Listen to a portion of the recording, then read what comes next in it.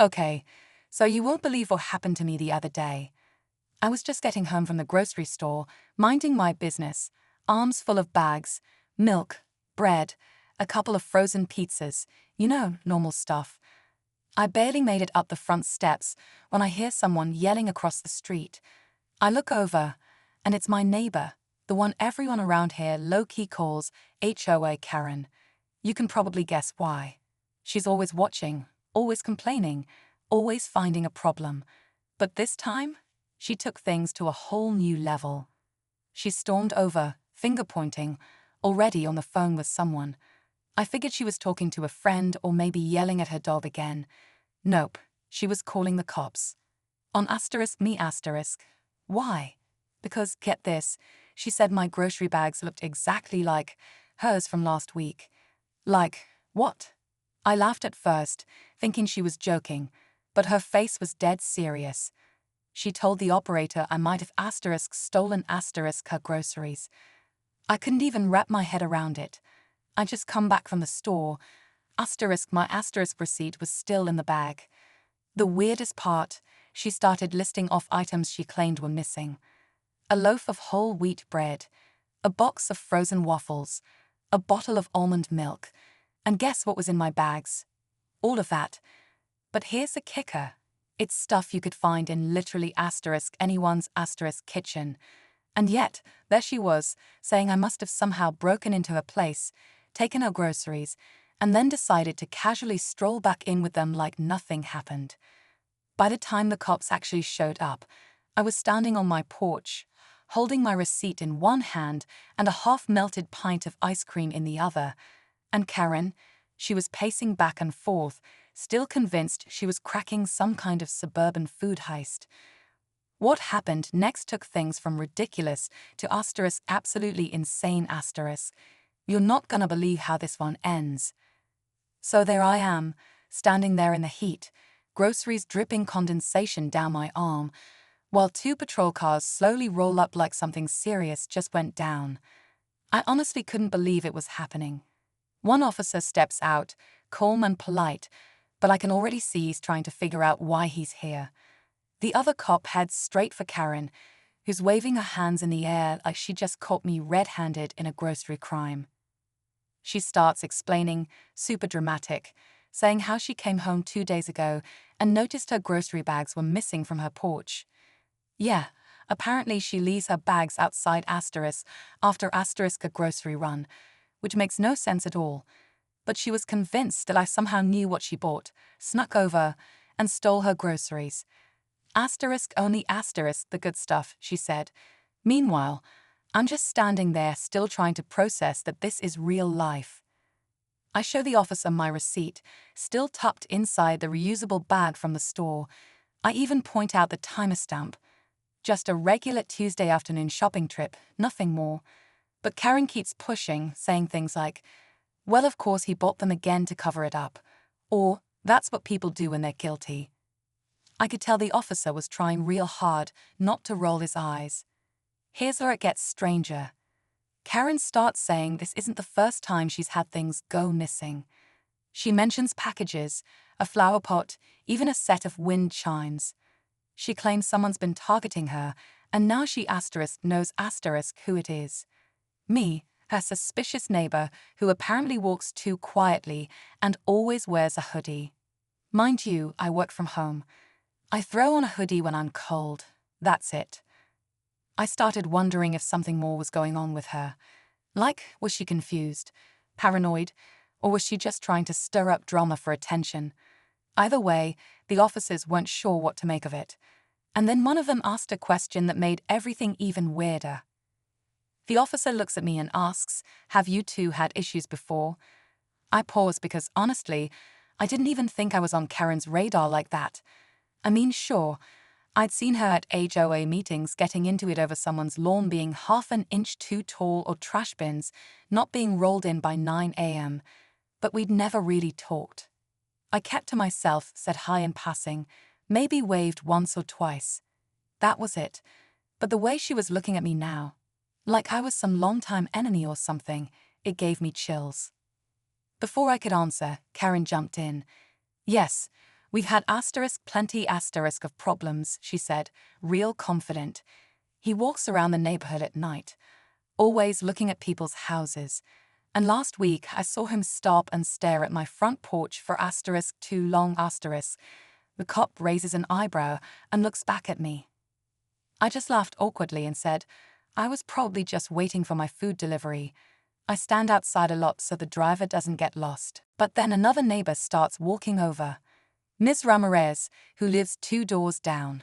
She's cool, always smiles, sometimes drops off cookies around the holidays. She looks at the scene, then gives me this subtle look, like, you okay? Before I can even explain anything, Karen spins around and says, oh good, maybe you can back me up. Haven't you noticed him lurking too?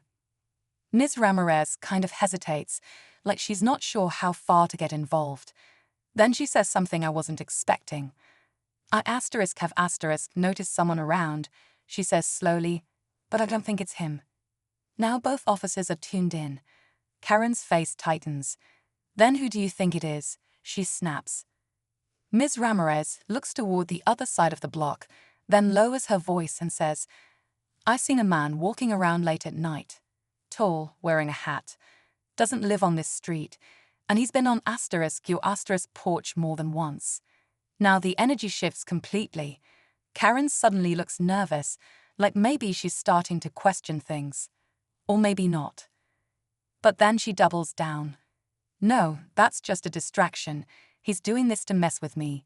She points at me again, and now everyone's quiet. I could feel eyes from across the street watching too. It was turning into something bigger than Groceries, and way deeper than I thought. The whole street felt like it froze.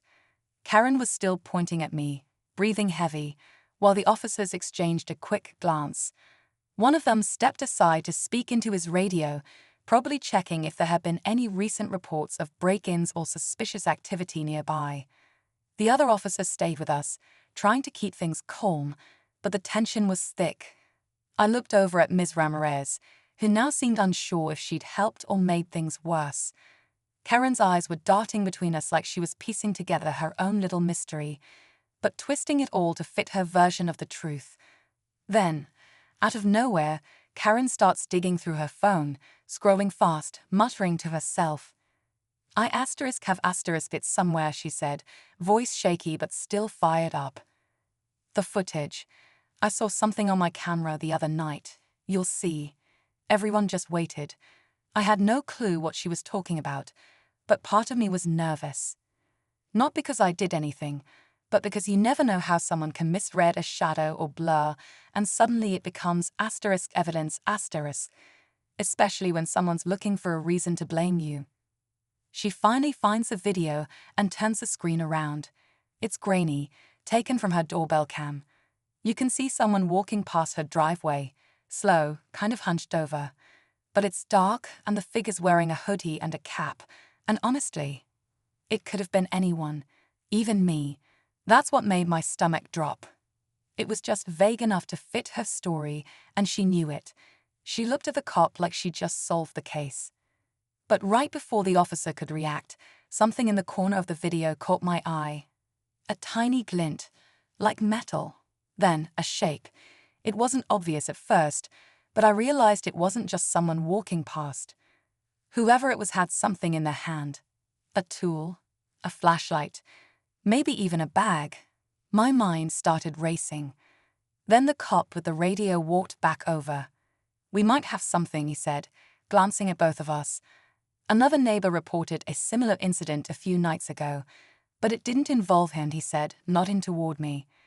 It might actually line up with what Ms. Ramirez said. That's when Karen went quiet. But just as things seemed to shift in my favor, one of the officers got another call on his radio, and whatever he heard made him turn serious. He looked up slowly and said, There's been another report, same street, just now, and it matches a pattern. No one said a word.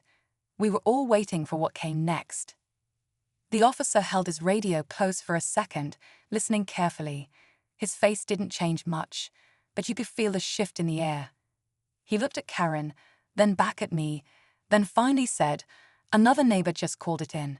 Same description, tall male, hoodie, possibly carrying something. But this time he was seen behind someone's house, just 2 blocks down. He paused. And it happened less than 5 minutes ago. Karen's face tightened like she was about to say, "See, I told you, asterisk." But before she could open her mouth, the officer turned to me and said, "You've been out here the whole time, right?" I nodded, pointing to the still wet grocery bags on my porch. Ms. Ramirez backed me up right away. "He hasn't moved. I've been watching the whole thing from my window since she started yelling." That's when things started feeling really strange. If I wasn't the one sneaking around, and if someone else was doing this in real time, then whoever it was, they were still close. Like, really close. The officer started looking around, scanning the rooftops, the alleys, the shadows along the side yards. Karen stepped back a little, finally starting to look less angry and a little more nervous. But of course she couldn't help herself. "He probably has someone helping him," she muttered. "This is all a setup." The second cop walked over and said they'd need to canvass the neighborhood, check cameras, talk to the neighbors. Then he said something that hit different. "We're looking at a possible prowler case. Maybe even someone testing houses. If it's the same person from last week, this could be leading up to something bigger." My heart was racing, not just from being accused anymore, but from realizing someone had actually been creeping around, maybe even scoping out houses for more than groceries. Suddenly, it wasn't just about Karen's missing waffles. It was about someone in the neighborhood who was hiding in plain sight. And just when things couldn't get more intense, one of the officers got a ping on his phone, a motion alert from a doorbell cam. He showed the screen to his partner. They both leaned in, eyes narrowing. Karen tried to peek too, but they waved her back. "Stay here," one of them said. "We might have caught him on camera. Just now." And that's when everything turned, but it wasn't in the way any asterisk of us expected. The officers stepped aside to watch the doorbell cam footage. One of them tilted the phone toward me for just a second, and I caught a blurry image, someone in a hoodie, just like Karen described. But this guy was taller than me, way taller. And what really stood out was what he was carrying. Not groceries, not tools, but a large duffel bag. He moved fast, glancing around before ducking between houses. The timestamp showed it was taken just moments ago, barely 6 houses down. That's when the officers sprang into action. One of them asked me to stay put while they circled the block. Karen stood frozen on her lawn, finally too stunned to say anything. Ms. Ramirez went back inside, probably locking her doors. I stayed on my porch, clutching my now soggy grocery bags, heart pounding. For a while, everything was quiet again, like the neighborhood was holding its breath. About 10 minutes later, the officers came back. They didn't have the guy, but they had something else. A duffel bag. Found it tucked behind a bush near the end of the street. And guess what was inside? Mail.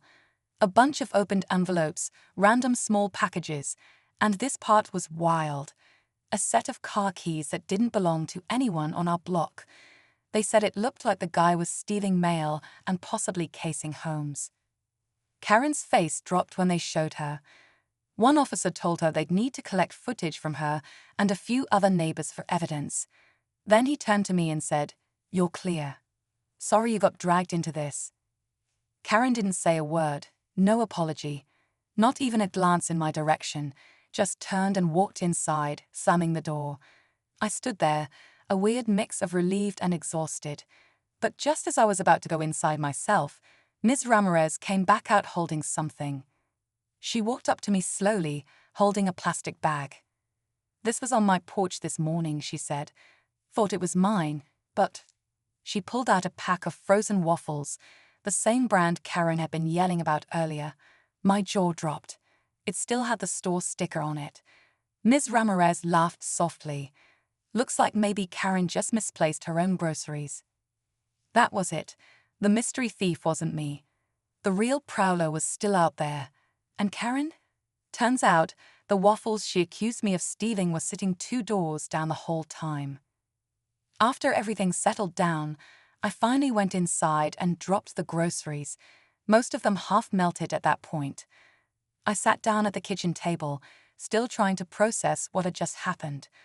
A simple grocery run turned into a full-on neighborhood incident involving cops, accusations, and a mystery porch prowler. All because of some waffles and a very intense HOA neighbor. But honestly, the whole situation made me think about how quickly things can spiral when someone jumps to conclusions instead of just talking things out. The officers followed up a few days later and said they were still reviewing camera footage from the block and that the guy with the duffel bag might be connected to other package thefts in the area. They even advised everyone to keep porch lights on and check their home security cams regularly. So at least the real problem was finally being taken seriously. As for Karen, she's been quiet ever since. No apology, no follow-up. Just tight stares from behind her curtains whenever I walk by. But I'm fine with that.